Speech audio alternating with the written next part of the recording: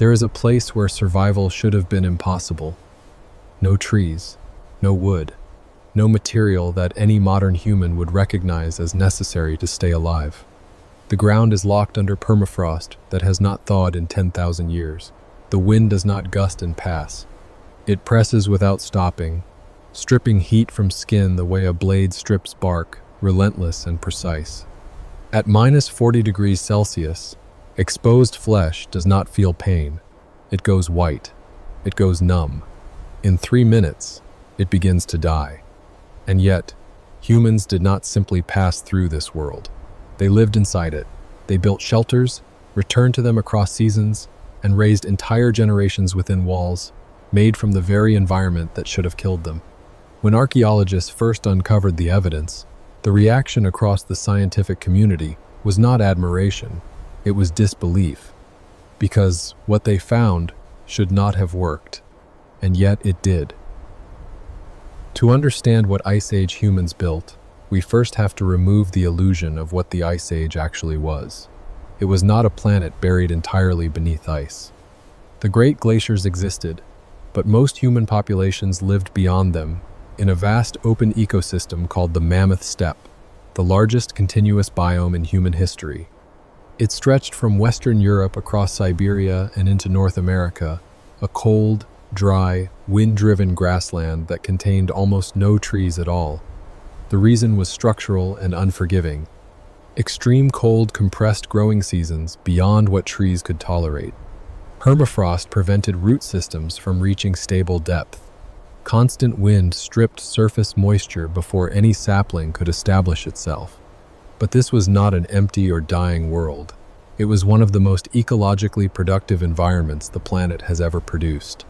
Woolly mammoths, steppe bison, cave lions, reindeer, and wild horses moved through grasslands that supported life at a scale modern ecosystems rarely match.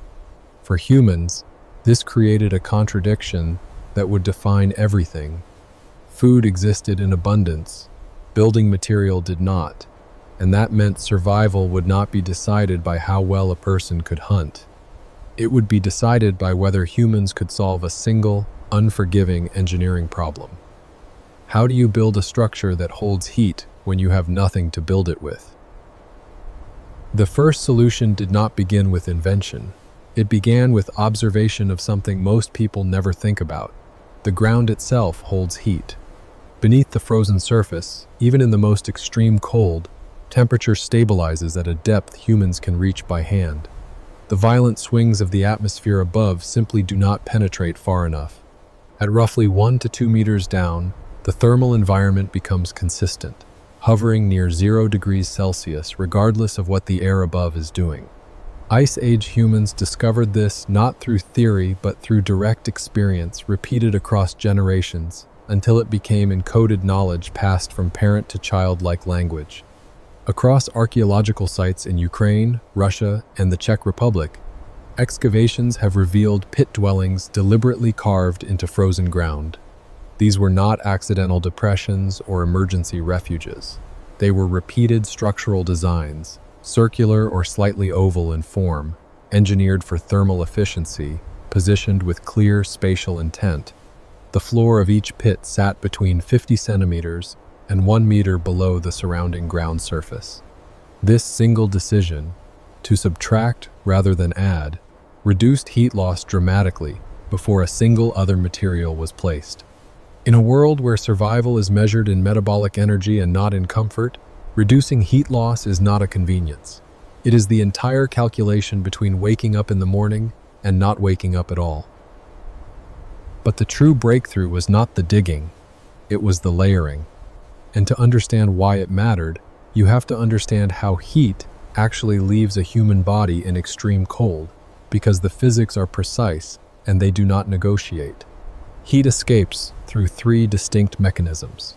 Moving air strips warmth through convection, and this alone can collapse the thermal boundary around a human body in under 60 seconds in strong wind. Direct contact with cold surfaces transfers heat through conduction, draining energy from the body the way a wire drains charge from a battery. And radiant energy escapes outward into the surrounding space in every direction simultaneously. invisible and constant. Ice Age humans never named these processes. They had no equations, no engineering textbooks, no laboratories, but they built systems that controlled all three, using materials the environment itself provided. Outer layers of dense animal hide blocked wind and stopped convective heat loss at the first boundary. Beneath that, multiple layers of loosely stacked fur created pockets of trapped, motionless air. And still air, air that is not moving, is one of the most effective thermal insulators in nature. Modern down jackets, Gore-Tex shells, and insulated building panels all operate on this exact principle, just with manufactured materials instead of mammoth hide. Between structural elements, loose fiber, dry grass, and scraped fat sealed gaps, and stopped airflow before it could carry warmth away. And then, these builders added something that appears, at first glance, completely contradictory. They used snow. Packed snow contains between 80 and 95% trapped air by volume, depending on how it is compressed. Used correctly as a surface layer, it becomes a thermal barrier of extraordinary effectiveness, transforming from an environmental threat into a structural defense. This was not accidental discovery.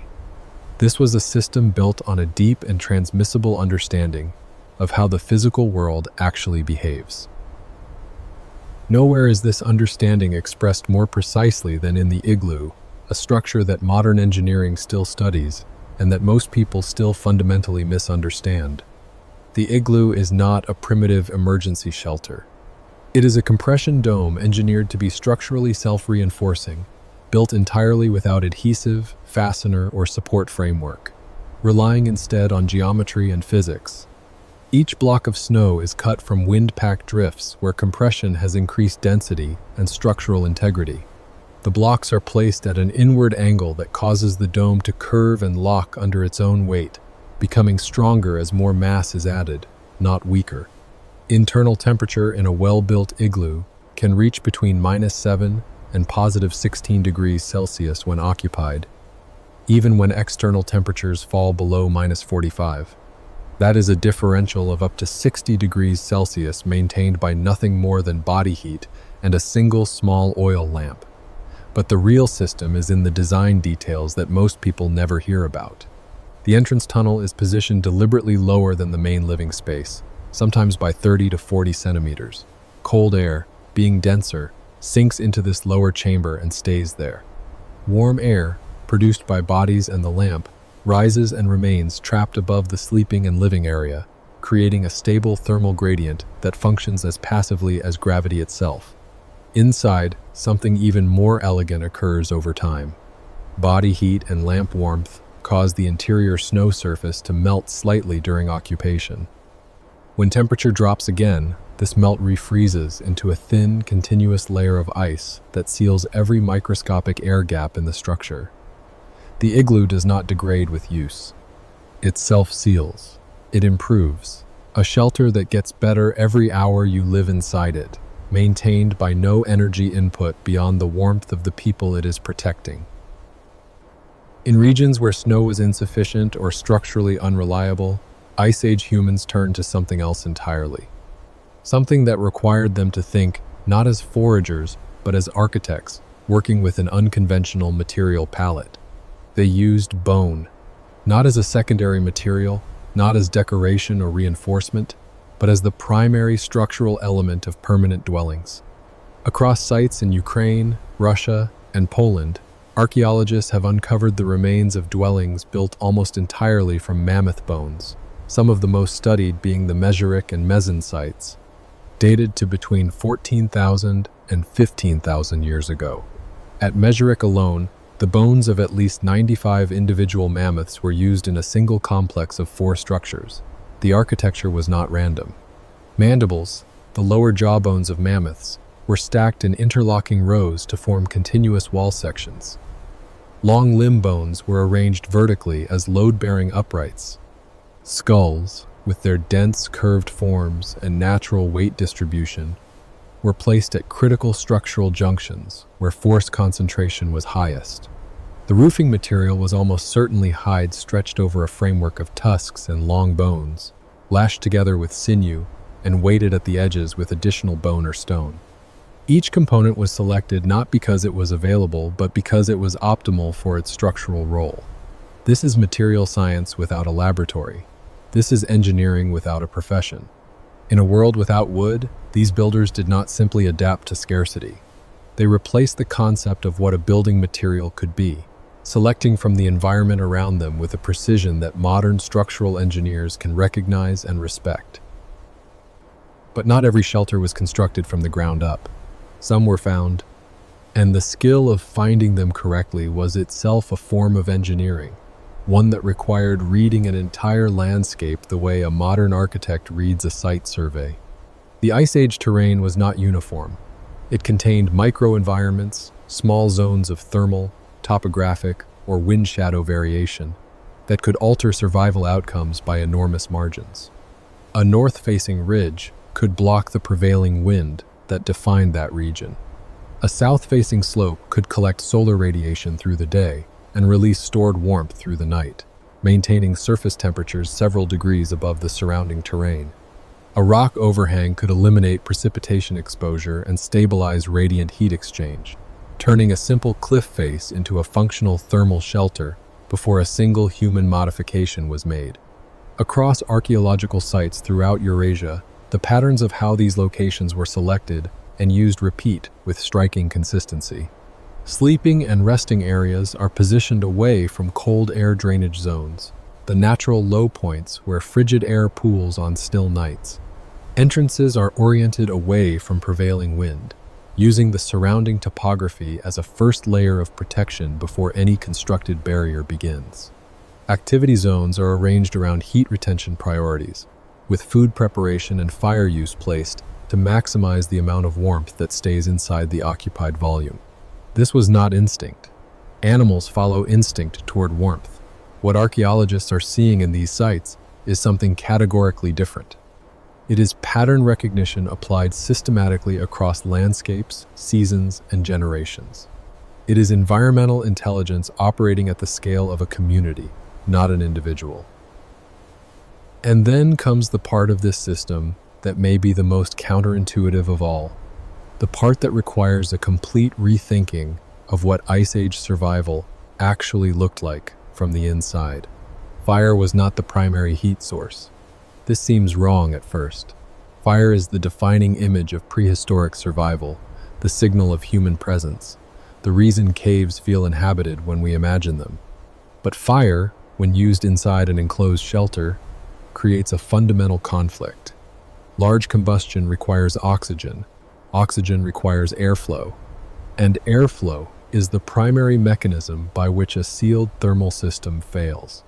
Open the shelter to feed the fire, and you destroy the insulation that makes the shelter worth being inside. The solution Ice Age humans developed was the opposite of what most people would imagine. They made the fire smaller.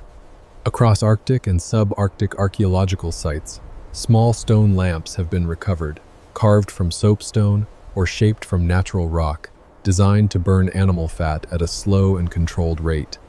The fat lamp of the Inuit, nearly identical in design to specimens recovered from sites tens of thousands of years older across Eurasia, produces a flame roughly the size of a candle and generates between 40 and 60 watts of continuous thermal output.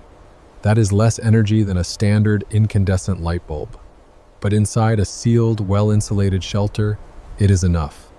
Because the human body, at rest, produces between 80 and 100 watts of heat output continuously through metabolic process alone. A group of 4 to 6 people inside a sealed igloo or pit dwelling generates between 300 and 600 watts of sustained thermal energy without burning anything at all. The lamp stabilizes the upper range of that output and compensates for brief thermal drops. But the system itself, the sealed space, the layered insulation, the geometric design, does the actual work. This is not survival through resource consumption. This is survival through efficiency so precise that the human body becomes the primary heating system of the structure it inhabits. But none of this system could have existed without something archaeologists cannot excavate directly. Something that leaves no physical trace in the sediment layer. no artifact in the site grid, no bone or stone for carbon dating. Knowledge. Every component of this survival system required precision that could not be improvised. The wrong type of snow, too loose, too dense, or harvested from the wrong drift, causes an igloo block to fracture under load and the dome to collapse. The wrong site selection traps cold air drainage in the sleeping area and kills occupants in their sleep. The wrong structural proportion in a bone frame dwelling fails under wind loading and leaves people exposed in conditions where exposure is fatal.